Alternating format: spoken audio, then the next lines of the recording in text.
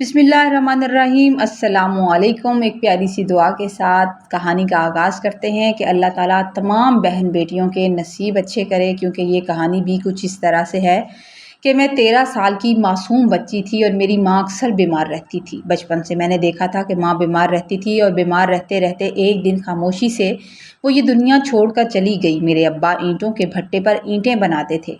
اماں کے جانے سے ہم دونوں باپ بیٹی ٹوٹ کر رہ گئے تھے اور میں تو ماں کو یاد کر کے بہت روتی تھی، کیونکہ میرا ماں کے ساتھ بہت زیادہ پیار تھا اور میں ہر وقت انہی کے ساتھ رہتی تھی۔ مجھے گھر کا کام نہیں آتا تھا کیونکہ ماں نے اپنی زندگی میں کام کرنے ہی نہیں دیا تھا، لیکن میرے باپ نے مجھے اور میں نے اپنے باپ کو حوصلہ دیا اور ہم دونوں باپ بیٹی مل کر گھر کا کام کرنے لگے۔ اب میں لڑکی ذات تھی۔ جب بابا مجھے گھر پر اکیلا چھوڑ کر کام پر جاتے تو انہیں میری فکر لگی رہتی تھی، ان کا سارا دھیان میری طرف رہتا تھا۔ اس لیے میری پھپھو جب بھی گھر آتی ابا کو مشورہ دیتی کہ بھائی صاحب آپ کو دوسری شادی کر لینی چاہیے، اب گھر کو ایک عورت کی ضرورت ہے۔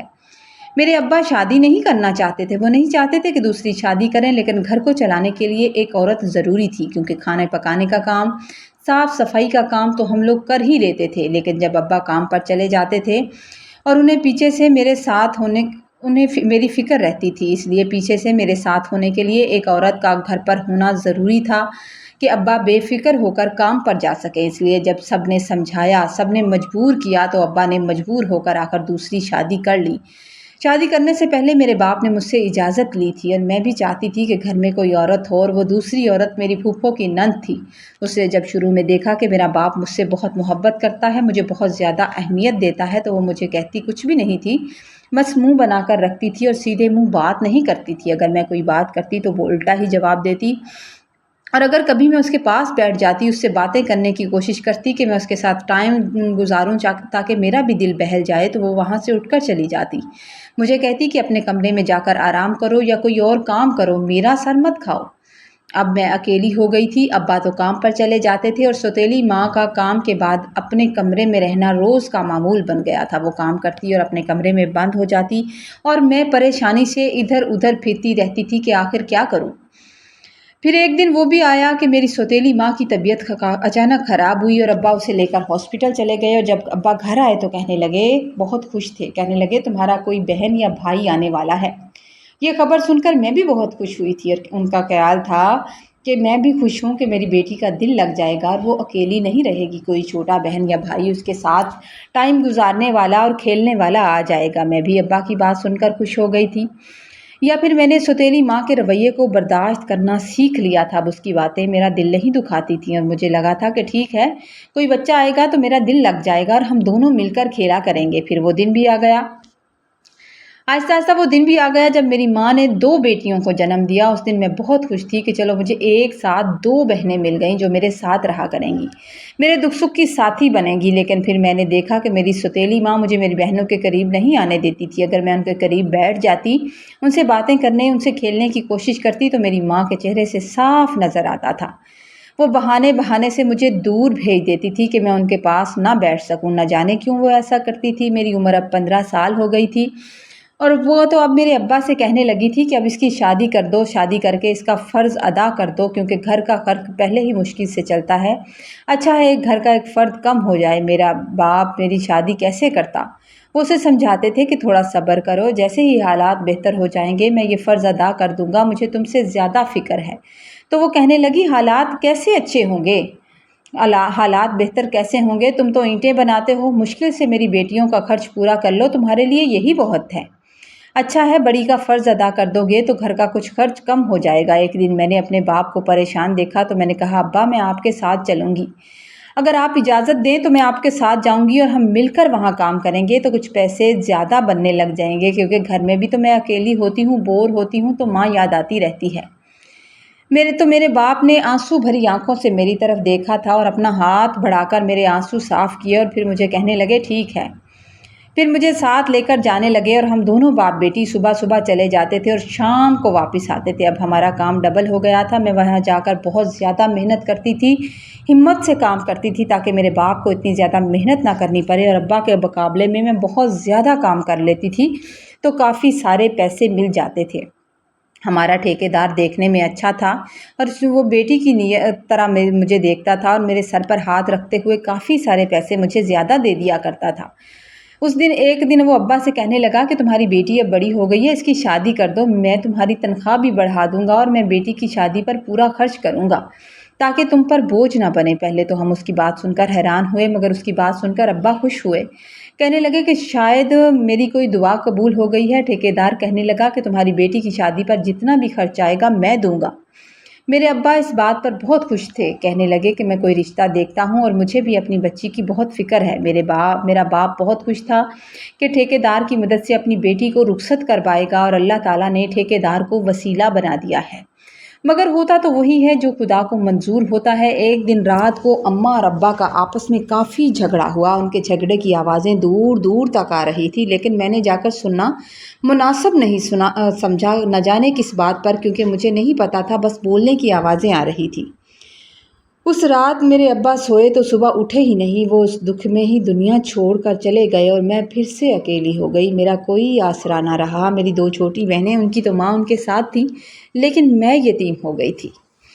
मैं यतीम हो गई, ना माँ रहा, ना माँ रही, ना बाप रहा। और अब्बा के जाने के बाद एक दिन मुझे सौतेली माँ कहने लगी कि अब तुम काम पर जाया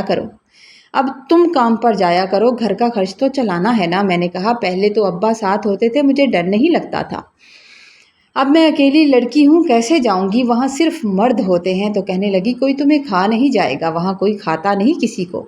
मैं घर का खर्च कैसे चलाऊं? क्या मैं बाहर से मांग कर लाऊं जो तुम्हें भी खिलाऊं और तुम्हारी बहनों को? अम्मा की ये बातें सुनकर खैर एक दिन मैं मजबूर हो गई और मैं अगले दिन भट्टे पर काम पर चली गई, क्योंकि घर में वाकई राशन की कमी हो रही थी और जाना बहुत ज़रूरी था।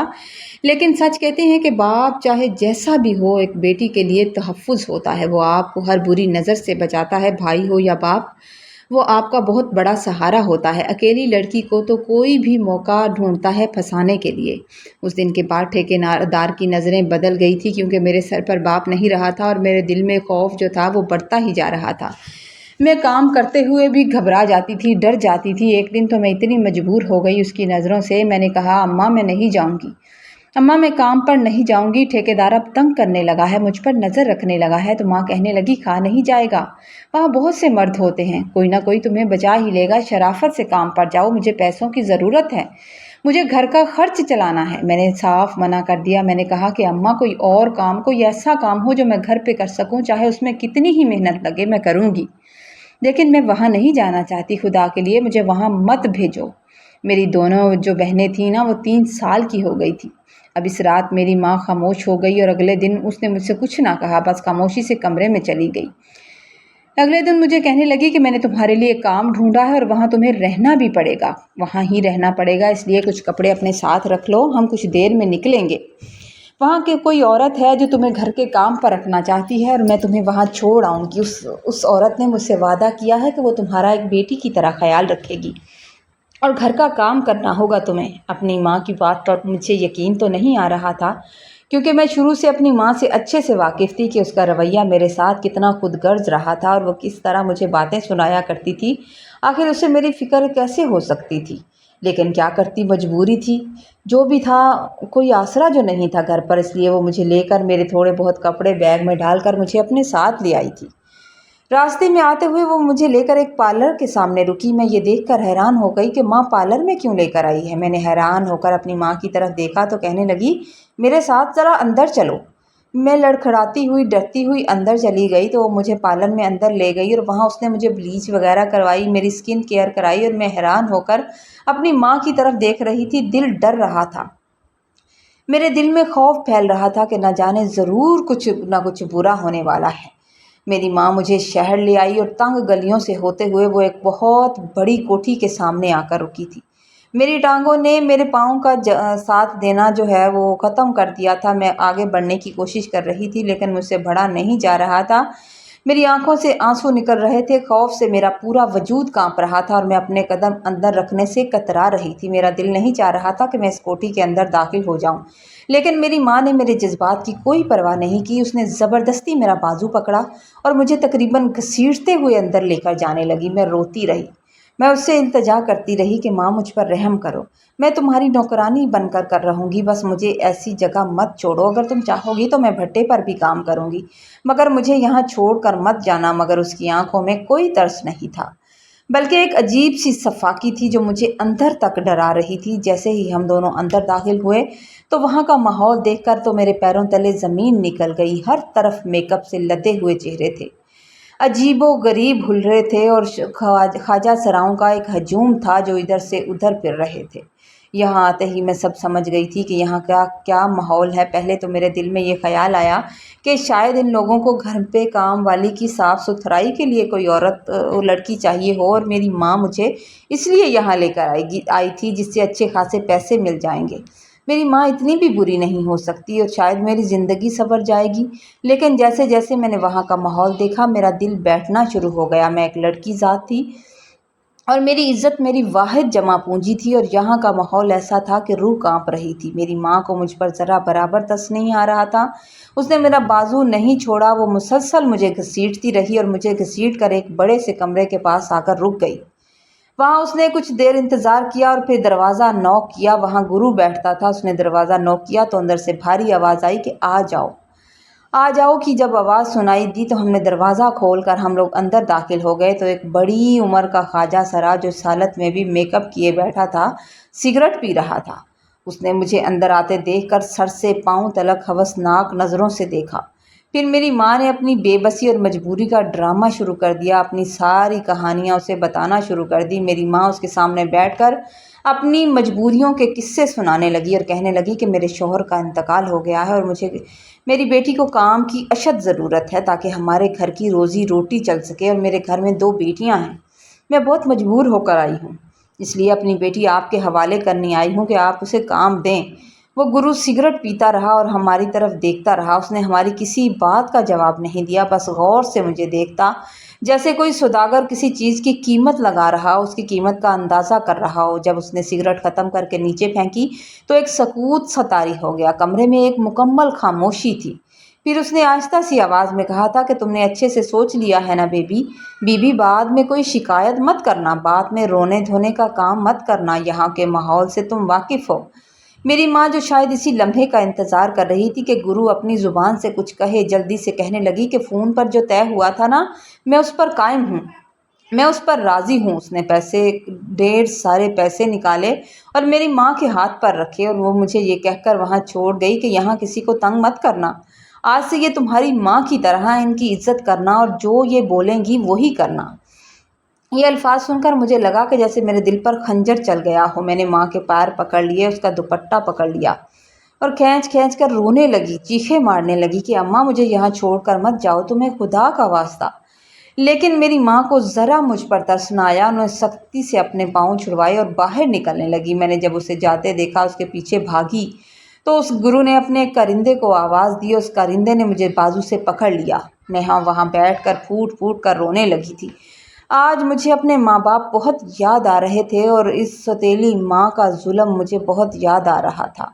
जब मैं काफ़ी देर तक रोती रही तो फिर वो गुरु मेरी तरफ देखकर ऊंची आवाज़ में बोला, ए लड़की, जितना रोना है आज रो लो, क्योंकि आज के बाद तुमने नहीं रोना, यहाँ रोना मना है, आंसू आंखों से छीन लिए जाते हैं, क्योंकि आज के बाद तुम यहाँ रो नहीं सकती। मैंने उसके पास जाकर मिन्नतें करने की कोशिश की कि शायद उसका दिल बदल जाए, उसे मुझ पर तरस आ जाए। मैंने कहा, मैं यतीम हूँ, आप मुझे काम पर रख लें, मैं आपके घर की सफाई करूँगी, लेकिन आप मेरी इज्जत की हिफाजत कीजिएगा। उसने हंसते हुए कहा, इज्जत? यहाँ किसी की इज्जत नहीं होती, मुझसे तो अपनी इज्जत की हिफाजत ना हो सकी, मैं तुम्हारी क्या करूँगा। उसकी बात में न जाने क्या था कि मेरा दिल डर गया। वो ख्वाजा सरा मुझे दूसरे कमरे में ले गया, जहाँ मैंने देखा कि दर्जनों ख्वाजा सरा अपने पैरों में घुंघरू बांधे रक्स की मशक कर रहे थे। हर कोई अपने काम में मसरूफ़ था, और वो मंजर देखकर मेरा दिल बैठ गया कि मैं किस अंधेरी नगरी में आ गई हूँ। मेरे कमरे में 3 और ख्वाजा सरा थे जो शायद किसी फंक्शन से आए थे और जागने की वजह से अब दिन में आराम कर रहे थे, और मैं वहाँ कोने में बैठकर अपनी किस्मत को रो रही थी कि मेरे साथ क्या हो गया। भूख और प्यास से मेरा बुरा हाल था। खाना लाया तो गया, मगर मैं रोती रही, लेकिन खाने को हाथ ना लगा सकी। बड़ी उम्र का ख्वाजा सरा मेरे पास आया और मेरे पास बैठकर मेरा हाथ पकड़ने लगा। मैं उसके हाथ पकड़ने से डर गई और पीछे हो गई। تو وہ ہنس کر بولا کہ فکر نہ کرو، میں بھی لڑکی خواجہ سرا ہوں۔ پھر اس نے مجھے سمجھانا شروع کیا کہ یہاں سے اب واپسی ممکن نہیں ہے، رونے دھونے کا کوئی فائدہ نہیں ہے۔ یہاں آنے والے ہر شخص کا تعلق کسی عزت دار گھرانے سے ہوتا ہے، مگر جب وہ یہاں آتا ہے تو عزت اس کے ساتھ نہیں رہتی۔ اس کے گھر والے انہیں یہاں چھوڑ جاتے ہیں اور ہر مہینے ان کے پیسوں کا حصہ لینے ضرور آ جاتے ہیں۔ اس خواجہ سرا سے ملنا بھی ضروری نہیں سمجھتے، انہیں بس پیسوں کی ضرورت ہوتی ہے۔ اس نے مجھے مشورہ دیا کہ میں دل میں یہ عہد کر لوں کہ مجھے یہاں کا گرو بننا ہے۔ اگر میں نے یہ عہد کر لیا تو میری زندگی آسان ہو جائے گی، کیونکہ اب وہاں سے واپس جانے کا کوئی راستہ نہیں ہے۔ میں نے جب اسے کہا کہ میں خواجہ سرا نہیں ہوں تو وہ بولا کہ یہاں میں جانتا ہوں، یہاں کے بہت سے لڑکے لڑکیاں ایسے ہیں جو خواجہ سرا نہیں ہیں، جو جھوٹ بول کر یہاں رہ رہے ہیں صرف اپنا گھر چلانے کے لیے۔ اس کی باتوں نے مجھے اور زیادہ خوفزدہ کر دیا، لیکن وہاں میری سننے والا کوئی نہیں تھا۔ اب میری زندگی کا ہر دن ایک جیسا تھا۔ وہ لوگ مجھے زبردستی رقص سکھانے لگے اور میں نہ چاہتے ہوئے بھی کبھی ڈانس کرتی اور کبھی منع کر دیتی، لیکن رات کو چپکے سے کمرے کے کونے میں جا کر اللہ کے حضور سجدہ کرتی اور اپنی عزت کی حفاظت کے لیے دعا مانگتی تھی، کیونکہ وہاں سب کو پتہ تھا کہ میں نئی آنے والی لڑکی ہوں۔ میں رات دیر تک مصلی پر روتی رہتی اور اپنے اللہ سے دعائیں کرتی رہتی۔ ایک دن جب گھر کے زیادہ تر خواجہ سرا کسی بڑے فنکشن پر گئے ہوئے تھے تو وہ منحوس لمحہ آ گیا جس سے میں ڈرتی تھی۔ ایک خواجہ سرا جس کو میں نہیں جانتی تھی میرے کمرے میں آیا اور مجھ سے زبردستی کرنے کی کوشش کرنے لگا۔ میں نے اپنی پوری طاقت سے چیخیں ماری، سب کو بلانا چاہا، اپنی مدد کے لیے پکارا، لیکن وہاں کسی نے میری کوئی بات نہ سنی۔ شاید ان میں سے کوئی میری بات سننا ہی نہیں چاہتا تھا۔ جب وہ اپنی گندی حرکت کر کے چلا گیا تو میں رونے لگی۔ اب تو میرے پاس کچھ نہیں رہا تھا۔ میں روتے ہوئے وہاں سے بھاگی اور بھاگتے ہوئے گرو کے کمرے میں آ گئی جہاں وہ آرام کر رہے تھے۔ میں کافی دیر دروازہ بجاتی رہی لیکن اندر سے آواز نہیں آئی۔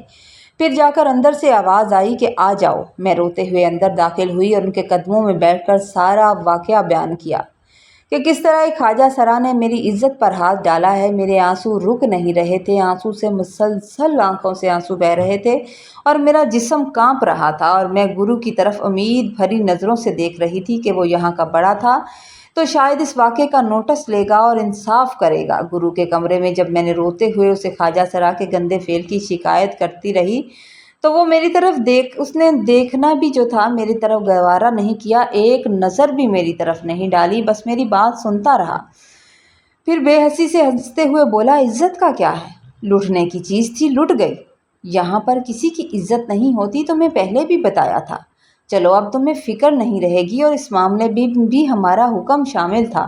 تمہیں بہت فکر رہتی تھی نا عزت کی، تو آج ہم نے تمہیں اس فکر سے آزاد کر دیا۔ اب تمہیں فکر نہیں رہے گی، اب تم دل سے کام کرو گی اور محنت کرو گی اور ایک اچھا خواجہ سرا بنو گی۔ ایک اچھا خواجہ سرا بننے کے لیے انسان کو اندر سے ٹوٹنا بہت ضروری ہے، اور اب تم ٹوٹ گئی ہو۔ اس کے الفاظ نے میرے اندر کے سکون کو ریزہ ریزہ کر کے رکھ دیا تھا۔ اس نے آگے بتایا کہ اس نے میری سوتیلی ماں کو ایک بھاری رقم ادا کی ہے، اور اب میری ماں ہر مہینے وہ رقم لے کر آئے گی، لہٰذا مجھے اس رقم کا انتظام کرنا ہوگا جو وہ میری ماں کو دے گا۔ اس سودے کو اسے نبھانا ہوگا۔ میں حیران اور سکتے کے عالم میں گرو کی طرف دیکھ رہی تھی کہ وہ یہ سب کروانے میں خود شامل تھا۔ اسے خوف خدا تھا ہی نہیں کہ وہ ایک معصوم لڑکی کے ساتھ کیا سلوک کروا رہا تھا۔ خیر، اس نے یہ سب میرے ساتھ خود کروایا تھا تاکہ میں ڈرنا چھوڑ دوں اور اس کے دیے ہوئے اس جہنم کی عادی ہو جاؤں، ان سب چیزوں کی عادت ڈال لوں۔ میں گرو کے کمرے میں بیٹھ کر کافی دیر تک روتی رہی کہ اس کو مجھ پر ترس نہ آیا، اور میری سوتیلی ماں نے میرے ساتھ کتنا بڑا ظلم کر دیا تھا۔ اس دن میں کمرے میں آئی اور سجدے میں گر گئی۔ سجدے میں گر کر میں بہت روئی۔ میں نے اللہ تعالیٰ سے گلہ کیا، میں اللہ تعالیٰ سے لڑائی کی کہ اے میرے اللہ، میں نے ایسا کیا گناہ کیا تھا جس نے تو نے مجھے اتنی بڑی سزا دی؟ آخر میرا قصور کیا تھا کہ تو نے مجھ سے میرے ماں باپ چھوڑ دیے؟ اس دن میرے دل سے اپنی سوتیلی ماں کے لیے بھی بددعائیں نکل رہی تھی کہ اے اللہ، اس نے جو ستم میرے ساتھ کیا ہے نا، اے اللہ اسے بھی ان سب چیزوں کا سامنا کرنا پڑے، اسے اندازہ ہو کہ جب کس کی عزت جاتی ہے تو اس پر کیا گزرتا ہے۔ اب میں نے دل پر پتھر رکھ لیا تھا، میں مجبور کر دی گئی تھی، اس کے علاوہ میرے پاس کوئی چارہ نہیں تھا۔ میں نے رقص کی پریکٹس کرنا شروع کر دی۔ میں نے دل میں عزم کر لیا کہ اب مجھے یہاں ہی رہنا ہے، میں یہاں سے نہیں جا سکتی۔ لیکن میں نے دل میں یہ بھی عزم کر لیا تھا کہ جیسے ہی مجھے موقع ملا یہ جگہ چھوڑ کر میں بھاگ جاؤں گی۔ جب گرو کو لگا کہ میں رقص اچھے سے سیکھ گئی ہوں اور یہاں کے ماحول کی عادی ہو گئی ہوں، تو ایک دن اس نے بڑے فنکشن میں مجھے 2 خواجہ سرا کے ساتھ بھیجنے کے لیے اچھے سے تیار کروایا تھا۔ اب اس کو مجھ پر اعتماد ہو گیا تھا اور اسے لگنے لگا تھا کہ میں اس ماحول کی عادی ہو گئی ہوں اور اب میں نے اس کی بات کی ٹینشن لینا چھوڑ دی ہے۔ جیسے ہی ہم اس جگہ پہنچے تو وہاں لاکھوں لوگ ہمیں ریسیو کرنے کے لیے کھڑے تھے۔ سب کی ہوس بری نظریں خواجہ سرا کے اوپر تھی۔ بہت سے مرد ادھر ادھر سے ہمارے قریب آنے کی کوشش کر رہے تھے۔ کوئی ہمارا ہاتھ پکڑنے کی کوشش کرتا تو کوئی ہمیں ٹچ کرنے کی کوشش کرتا، کوئی ہمارے ساتھ تصویر بنانے کی کوشش کرتا تھا۔ میرا دل تقریب سے بھرا ہوا تھا اور میرا چہرہ میک اپ سے بدل گیا تھا۔ بے تحاشا میک اپ میرے چہرے پر کیا گیا تھا۔ پھر ہم نے ڈانس کرنا شروع کر دیا۔ مرد جو تھے، زیادہ تر مرد تھے، وہ نشے میں دھت تھے اور خواجہ سراؤں کے قریب آنے کی کوشش کر رہے تھے، ان کے ساتھ ڈانس کرنے کی کوشش کر رہے تھے۔ ایک دم سے میں نیچے بیٹھ گئی، مجھ سے یہ سب برداشت نہیں ہو رہا تھا۔ میں ان چیزوں کی عادی نہیں تھی۔ میں نے کہا کہ میری طبیعت خراب ہو رہی ہے۔ میرے ساتھ والے خواجہ سرا نے پوچھا تو میں نے کہا کہ مجھے پانی پینا ہے، مجھے پانی کی شدید طلب ہو رہی ہے۔ کچھ لوگوں نے فوراً سے مجھے پانی لا کر دیا۔ میں نے پانی پیا، لیکن میں نے کہا کہ میری طبیعت بہت زیادہ خراب ہو رہی ہے اور شاید مجھے چکر بھی آ رہے ہیں اور نہ جانے ایسا میرے ساتھ کیوں ہو رہا ہے۔ تو میرے ساتھ والے خواجہ سرا میرے قریب آ گئے اور مجھے کہنے لگے کہ تم تھوڑی دیر آرام سے بیٹھ جاؤ، جیسے ہی تمہاری طبیعت بہتر ہوتی ہے تو پھر ڈانس کرنا۔ قسمت نے اس دن میرا ساتھ دیا، کیونکہ اسی لمحے میں نے اللہ سے دعا کی تھی کہ اے اللہ مجھے اس ماحول سے نکال۔ اچانک ان کے گھر کی لائٹ چلی گئی اور ہر طرف اندھیرا ہو گیا۔ جیسے ہی گھر کی لائٹ چلی ہر طرف اندھیرا چھا گیا، رش کا عالم تھا اور میں وہاں سے بھاگ نکلی۔ میں بھاگتی ہوئی اپنی گاڑی کے پاس آئی جس گاڑی میں ہمیں لایا گیا تھا۔ وہاں جو بڑی سی چادر ہم لوگ اوڑھ کر آئے تھے، میں نے وہ چادر نکالی۔ ویسے میرے پاس پیسے کچھ تھے۔ کافی آگے میں آئی تو وہاں لائٹ جل رہی تھی اور بڑے بڑے ہوٹل نظر آ رہے تھے۔ ایک ہوٹل کے باہر پانی والا نلکا لگا ہوا تھا۔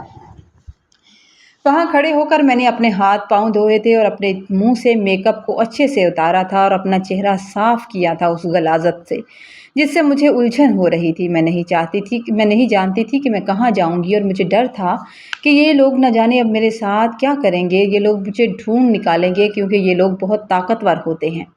لیکن میں نے اپنے اللہ سے مدد لے کر چلنا شروع کر دیا اور میں بھاگتی رہی، بنا دیکھے بھاگتی رہی۔ بھاگتے بھاگتے رات کا وقت تھا اور مجھے ایک مسجد کھلی ہوئی نظر آ گئی۔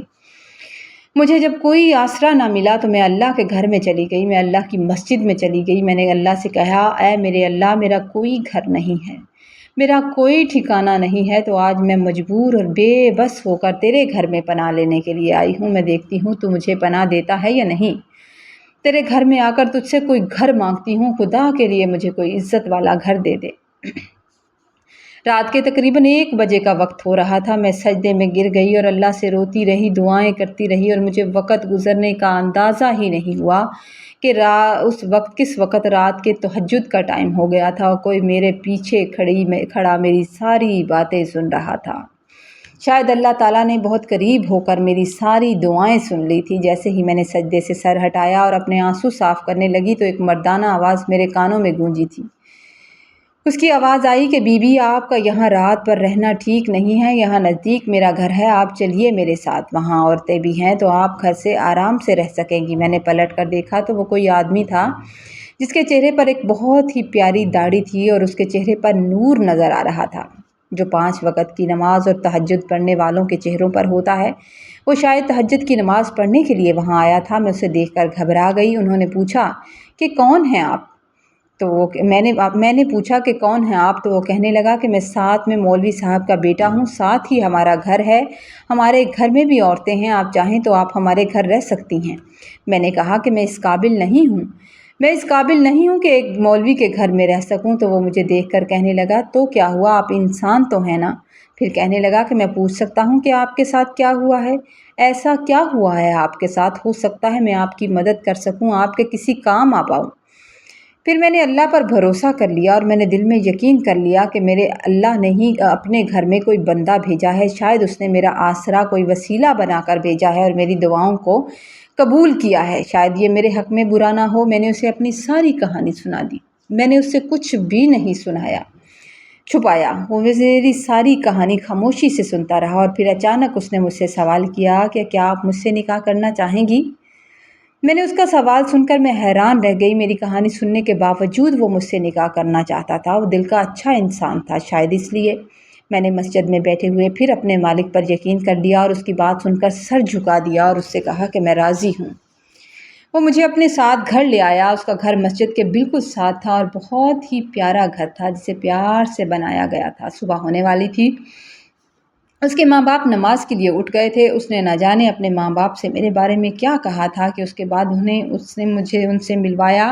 वो मुझसे बहुत अच्छे से मिले थे, बहुत प्यार से मिले थे और फिर मेरा निकाह उन्होंने यासीन से करवा दिया था। यासीन वो शख़्स था जो मुझे अपने साथ इस घर में लेकर आया था। मेरा शौहर यासीन ज़िंदगी के इस कठिन सफ़र में मेरे लिए एक बहुत बेहतरीन और सच्चा साथी साबित हुआ था। उसने कभी भी मुझसे मेरे माज़ी के बारे में कोई सवाल नहीं किया। उसने मुझे कभी ताना नहीं दिया। उसने मेरी कभी किरदार कशी नहीं की। कोई ऐसा सवाल नहीं किया जिससे मेरा दिल दुखे या मुझे पुराने ज़ख्म याद आएँ। उसके माँ-बाप भी बहुत ज़्यादा शफ़ीक और मोहब्बत करने वाले इंसान थे। उनकी अपनी माँ अक्सर बीमार रहती थी तो मैंने दिलो-जान से उनकी माँ की खिदमत करना शुरू कर दी। ना जाने क्यों उसमें मुझे अपनी माँ नज़र आती थी। यूँ मुझे सास और ससुर की सूरत में अपने बिछड़े हुए माँ-बाप का प्यार और अक्स दोबारा मिल गया था। और मैं इस पुरसुकून ज़िंदगी में बहुत ज़्यादा खुश थी, बहुत ज़्यादा मुतमिन थी और अल्लाह का शुक्र अदा करते हुए नहीं थकती थी। मैं सारा दिन खुशी-खुशी अपने इस नए घर की देखभाल करती, उसे साफ़-सुथरा रखती और घर था ही बहुत खूबसूरत और घर के हर कोने से सुकून टपकता था। मेरा शौहर यासीन एक बैंक में बहुत अच्छी मुलाज़मत करता था, अच्छी नौकरी करता था। वो दिन के वक्त अपनी ड्यूटी पर पूरी ईमानदारी से ड्यूटी करता था और 5 वक़्त का नमाज़ी था। यहाँ तक कि वो रात को तहज्जुद की नमाज़ भी पढ़ता था और मोहल्ले के बच्चों को बड़ी मोहब्बत से कुरान पाक भी पढ़ाता था। यहाँ तक कि वो रातों को उठकर तहज्जुद की नमाज़ पूरी अकीदत से अदा करता था और मैं भी उसके साथ रहकर उसके रंग में रंगने लगी थी। उसके साथ मैं 5 वक़्त की नमाज़ पढ़ती, अल्लाह ताला का शुक्र अदा करती और उसी के साथ तहज्जुद की नमाज़ अदा करती थी और अब उसी तरह नमाज रोज़े की पाबंद हो चुकी थी। मेरे इस घर में मुबारक घर में कदम रखते ही मेरे शौहर की बैंक में लगातार प्रमोशन होते गई। वो मुझे कहने लगा कि तुम्हारा इस घर में आना बहुत ही बाबरकत साबित हुआ है। शायद मेरे अल्लाह ने मेरी वो तमाम सच्ची दुआएं कबूल कर ली थी जो मैंने मस्जिद के सहन में रो रो कर अपने मालिक से मांगी थी, या शायद उसने मेरी माफ़ी कबूल कर ली थी। उस पाक ज़ात ने मुझे इतना अच्छा शौहर दे दिया और जैसे जैसे दिन गुज़रते गए हमारे माली हालात बहुत ज़्यादा बेहतर से बेहतरीन होते गए और फिर अल्लाह ताला ने हमारी गोद हरी की और हमें 3 प्यारे प्यारे बच्चों से नवाज दिया था। इन तमाम खुशियों के बावजूद मेरे दिल के किसी कोने में हमेशा एक खलश और पुराना ख्याल जो था वो गर्दिश करता ही रहता था। मुझे अंदर से सुकून नहीं आता था। मेरा दिल तड़पता था कि काश मैं एक बार अपने उस पुराने घर में जाऊं और अपनी उस सौतेली माँ को देखूं कि वो मेरे साथ इतना बड़ा जुल्म करके आखिर किस तरह सुकून में है। इतना बड़ा जुल्म सौदा करने के बाद अब किस तरह चैन और सुकून की ज़िंदगी गुजार रही है। काश मैं उसे एक बार देखूं तो सही। मेरी वो दोनों बड़ी छोटी बहनें अब जाने कितनी बड़ी हो गई होंगी। ना जाने क्यों मेरा दिल उनकी याद आने पर, उस कच्चे घर की याद पर बुरी तरह तड़प जाता था। वो मेरा मायका था, बेशक वहाँ मेरे माँ बाप नहीं थे, लेकिन उस जगह से मेरा बड़ा प्यार था जहाँ मेरे सगे माँ बाप की आखिरी निशानियाँ और उनकी इस्तेमाल की हुई चीज़ें मौजूद थी जो मुझे आज भी अच्छे से याद आती थी। एक दिन जब मेरी ये तड़प हद से बढ़ गई और मैं काफ़ी देर रोती रही तो मैंने इस बात का ज़िक्र अपने शौहर यासीन से किया था कि तुम कहीं मेरे दिली सुकून के लिए मुझे एक बार वहाँ लेकर नहीं जा सकते। तो वो मेरी हालत देखकर कहने लगा, ठीक है, मैं तुम्हें खुद वहाँ लेकर चलूँगा। लेकिन मेरे दिल में फिर पुराना ख्याल जाग उठा। मैंने सहम कर कहा कि उस भट्टे के ठेकेदार या गुरु को मेरा पता लग गया तो फिर क्या होगा, या मेरी सौतेली माँ ने दोबारा मेरे वहाँ होने की खबर उस गुरु को दे दी तो वो गुरु बहुत ख़तरनाक इंसान था, वो मुझे नहीं छोड़ेगा। उसने मुझे दोबारा पकड़ लिया तो क्या होगा मेरे साथ। यासीन ने मोहब्बत से मेरा हाथ पकड़ा और बड़े हौसले से कहने लगा कि पहले तुम अकेली थी, तुम्हारे साथ कोई मर्द नहीं था, अब तुम अकेली या कमज़ोर नहीं हो। मेरी बात का यकीन रखो। आज के बाद ये डर अपने दिल से हमेशा के लिए निकाल दो कि तुम कमज़ोर हो। तुम्हारा शौहर तुम्हारे साथ है हमेशा और हर मुश्किल में मैं तुम्हारे साथ खड़ा हूँ। उसके बाद मैं अपने शौहर के साथ एक बहुत बड़ी और शानदार गाड़ी में बैठ गई जो मेरे शौहर की ज़ाती मलकियत थी और उसे अपने पुराने घर का पता बताते हुए अपने उसी पुराने पसमानदा गांव की तरफ रवाना होने लगी। उस गांव की मिट्टी, वो पुरानी गलियां आज भी बिल्कुल वैसी थीं, जिन्हें गाड़ी के शीशे से देखकर मेरा दिल बाग बाग हो रहा था और मेरे अंदर तक सुकून उतर रहा था। और पुरानी यादें ताज़ा होने पर मेरी आंखों से मुसलसल आंसू बह रहे थे, जिन्हें मैं अपनी चादर से साफ कर रही थी। और मेरा शौहर मेरा हाथ दबाकर मुझे तसल्ली देने की कोशिश कर रहा था। आंसू थे जो किसी सूरत का रुकने का नाम नहीं ले रहे थे। फिर मेरी वो बड़ी सी गाड़ी मेरे उसी पुराने शकिस्ता घर के सामने आकर खड़ी हो गई। उस घर का लकड़ी का वो पुराना दरवाज़ा आज भी बिल्कुल वैसा था, लेकिन अब वो वक़्त की धूल और लावारसी की वजह से काफ़ी हद तक टूट गया था। आज मैं इतने साल के तवील अरसे के बाद वापस आई थी। मैंने कांपते हुए हाथों से धक्का देकर उस पुराने दरवाजे को खोला था। मुझे यूं लग रहा था जैसे इस दरवाजे पर आज भी मेरे बाप का लम्स नज़र आता है। मुझे उस चीज़ का एहसास होता है। इस उजड़े हुए घर के अंदर मैं दाखिल हुई तो मेरी नज़र सबसे पहली सामने के उस कमरे पर पड़ी जहाँ मेरी सगी माँ का बिस्तर हुआ करता था, जिसके सामने बैठकर मेरे अब्बा जो थे मेरी माँ से बातें किया करते थे। मुझे उसी लम्हे अपनी नज़रों के सामने अपने प्यारे अब्बा दरवाजे के पास उसी पुरानी जगह पर बैठे हुए साफ नज़र आए, जैसे वो पहले बैठे मुझे काम से लौट कर आते थे और मुझे देखकर मोहब्बत से मुस्कुराया करते थे। फिर मेरी नज़र अचानक सहन के एक कोने में पड़ी तो वहाँ एक छोटी सी खस्ता हाल चारपाई पर एक इंतहाई बूढ़ी और लाचार औरत पड़ी हुई थी, जो जिस्मानी तौर पर बहुत ज़्यादा कमज़ोर थी और तकरीबन हड्डियों का ढांचा लग रही थी। मैंने जब उसके करीब जाकर गौर से देखा, उस पर गौर किया, तो वो कोई और नहीं थी बल्कि मेरी वही जालिम सौतेली माँ थी, जिसने मुझ पर इतना जुल्म किया था। मैं आहिस्ता चलते चलते उसकी चारपाई के बिल्कुल करीब चली गई और खामोशी से खड़े होकर उसको देखने लगी। वो भी नकाहत से अपनी आंखें खोलकर हैरानी से मेरी तरफ देख रही थी, शायद मुझे पहचानने की कोशिश कर रही थी। फिर कांपती हुई कमज़ोर आवाज़ में कहने लगी, ए लड़की, कौन हो तुम? कौन हो तुम? वो औरत शायद फालज ज़दा थी, इसलिए उसका पूरा जिस्म और आवाज़ बुरी तरह कांप रही थी। वो बहुत ज़्यादा कमज़ोर हो चुकी थी। जब मैंने उसके चारपाई के करीब नीचे बैठते हुए धीमे लहजे में कहा था कि मैं वही बदनसीब फरवा हूँ, मैं वही हूँ जिसको तुमने चंद पैसों के एवज़ अपने हाथों से ख्वाजा सरा के हाथ बेच दिया था। आज तुम मुझे पहचान नहीं पा रही?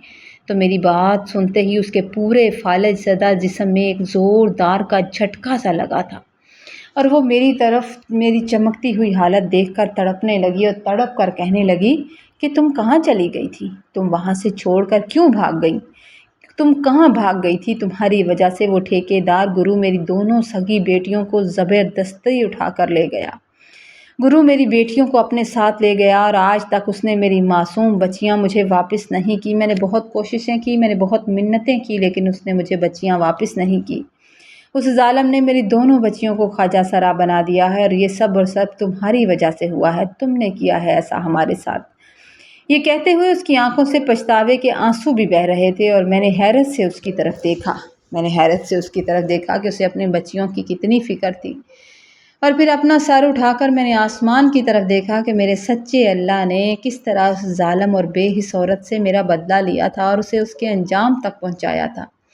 उसकी ये दर्दनाक बात सुनकर एक बहन होने के नाते मुझे दिली तकलीफ़ तो हुई थी कि मेरी बहनों को मेरी माँ बाप की सगी औलाद को गुरु ले गया था, मगर कुदरत का इंसाफ देखकर मेरी रूह कांप गई थी। वो चारपाई से उठकर मुझसे मज़ीद बात करना चाह रही थी, लेकिन मैं पीछे हट गई और मैंने उससे कहा कि मैं उस जहन्नम से उसी रात भाग गई थी और मेरे अल्लाह ने मुझे एक बहुत ही इज़्ज़तदार और पाकीज़ा रिश्ते से नवाजा है, बहुत ही पाकीज़ा ज़िंदगी दे दी है। लेकिन तुमने एक यतीम और बेआसरा बच्ची के साथ इतना बुरा सलूक किया। तुम्हें खुदा का खौफ नहीं आया तो आज तुम्हारे साथ भी बिल्कुल वही हुआ जो तुमने मेरे साथ किया था। मैं भी तो एक यतीम बच्ची थी, तुम्हें मेरे साथ ऐसा करते हुए डर नहीं लगा था? वो मेरी बात सुनकर बुरी तरह रोने लगी और अब मेरे आगे अपने दोनों कमज़ोर हाथ जोड़ने लगी और कहने लगी, खुदा के लिए मुझे माफ़ कर दो, मुझे माफ़ कर दो और मेरी बच्चियां मुझे ढूंढ कर दे दो, मुझ पर रहम करो, मेरी बच्चियां मुझे वापस ला दो अगर तुम कुछ कर सकती हो तो। मैंने उसका टूटा हुआ घर देखकर पूछा कि अब तुम्हारा ख्याल कौन रखता है? तो वो रोते हुए कहने लगी कि मोहल्ले वाले तरस खाते हैं, दर्स खाकर कभी कभार मुझे कुछ खाने को दे जाते हैं और मेरे भाई की बेटी की शादी यहीं करीब हुई है, वो यहीं दुल्हन बनकर कहीं करीब किसी के घर आई है। میرے گھر کے قریب ہی رہتی ہے، تو وہ کبھی کبھار آتی ہے اور میرے گندے کپڑے بھی بدل جاتی ہے اور مجھے کھانا بھی دے جاتی ہے، اور وہی ہے جو میرا خیال رکھتی ہے۔ اور اسی طرح یہ میری عذاب جیسی زندگی گزر رہی ہے، اور دن رات میں اپنی موت کی دعائیں مانگتی ہوں۔ اس پورے گھر کا کوئی حال نہیں تھا، ہر ایک چیز ٹوٹی پھوٹی اور برباد ہو چکی تھی۔ میں وہاں سے آہستہ آہستہ چلتی ہوئی اپنے ابا اور سگے ماں کے کمرے میں چلی گئی تھی، تو وہاں بھی ہر چیز پر مٹی کی موٹی تہیں جمی ہوئی تھی، اور کچھ بڑی چیزیں جو ستیلی ماں وہاں سے بیچ نہیں سکی تھی، وہ صرف وہی وہاں اکیلی اور بے آسرا پڑی ہوئی تھی۔ وہاں میری ماں کی پرانی یادیں اب بہت کم رہ گئی تھی، لیکن پھر بھی میں نے اپنے ماں باپ کی ان پرانی چیزوں کو ادھر ادھر ہٹانا شروع کر دیا، ان سے اپنے دوپٹے سے مٹی جھاڑنے لگی تھی۔ مجھے وہ چیزیں بھی مقدس لگ رہی تھیں، اور کچھ ایسی چیزیں اٹھائیں جن پر میری ماں کی خوشبو آتی تھی۔ وہیں ایک جگہ مٹی میں دبی میرے باپ کی ایک پرانی تصویر تھی، میرے ماں باپ اس تصویر میں ساتھ تھے۔ میں نے اسے اٹھا کر اپنے دوپٹے سے اچھے سے صاف کیا، اسے سینے سے لگایا، جیسا لگا جیسے میں مائکے میں آئی تھی اور اپنے ماں باپ سے ملے تھی۔ اسے اپنے گلے سے لگا کر میں بہت زیادہ روئی، اور پھر وہاں سے اپنے ماں باپ کی وہ تصویر اٹھا کر میں گھر کے صحن میں واپس نکل آئی تھی، اور میں نے واپسی کے لیے قدم بڑھا لیے تھے، اور واپسی کے لیے قدم بڑھاتے ہوئے میں نے اپنی اس فالج زدہ ستیلی ماں کے ہاتھ پر کچھ رقم رکھ دی تھی تاکہ اس کے کام آ سکے، اور روتے ہوئے کہا تھا کہ میں تمہارے لیے صرف اتنا ہی کر سکتی ہوں، اس سے زیادہ میں تمہارے لیے، اس کے علاوہ میں تمہارے لیے کچھ نہیں کر سکتی۔ جو ظلم تم نے میرے ساتھ کیا وہ تم بھگت چکی ہو، اس لیے اس کی پوری سزا تم نے خود ہی اس دنیا میں پا لی ہے، اور میں اب تمہاری کوئی مدد نہیں کر سکتی۔ اور دنیا کا یہ اصول ہے کہ انسان جو بوتا ہے وہی کاٹتا ہے، اور مکافات عمل کا پہیہ جب چلتا ہے تو بڑے سے بڑے ظالم کی سلطنت کو بھی مٹی میں ملا کر رکھ دیتا ہے، وہ کہیں کا نہیں رہتا۔ ماں باپ کا سایہ سر سے اٹھ جانے کے بعد ایک یتیم بچی معاشرے کی نظر میں جتنی بھی کمزور اور بے بس کیوں نہ ہو، لیکن کائنات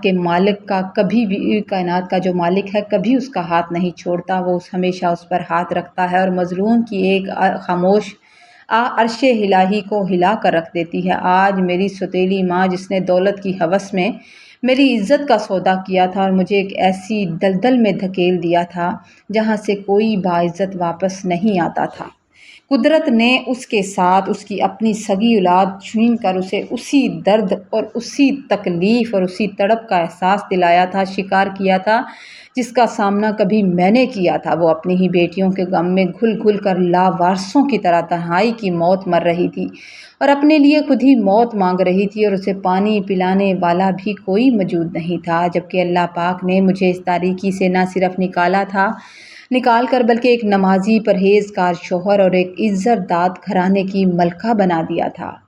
یہ کہانی ہر اس انسان کے لیے ایک بہت بڑا اور دل کو جھنجھوڑ دینے والا سبق ہے جو کسی یتیم اور لاچار پر ظلم کرتے ہوئے یہ بھول جاتا ہے کہ اوپر ایک ذات بیٹھی ہوئی ہے جو سب دیکھ رہی ہے، اسے سب نظر آتا ہے، کیونکہ عزت اور ذلت صرف اللہ کے ہاتھ میں ہے، وہ انسانوں کے پاس نہیں ہے۔ اور جب وہ انصاف کی لاٹھی چلاتا ہے تو اس کی آواز نہیں آتی، مگر اس کا وار اتنا گہرا ہوتا ہے کہ انسان دنیا اور آخرت میں عبرت کی نشانی بن کر رہ جاتا ہے۔ کہانی اگر آپ کو اچھی لگے تو آپ نے لائک ضرور کرنا ہے، اس ٹاپک پر اپنی قیمتی رائے کا اظہار ضرور کیا کریں، چینل پر نئے ہیں تو چینل کو سبسکرائب کر دیں، دعاؤں میں یاد رکھا کریں اور دعا کیا کریں کہ اللہ تعالیٰ ہر بیٹی بہن کے نصیب اچھے کرے، اللہ تعالیٰ آپ کو خوش و سلامت رکھے، آمین۔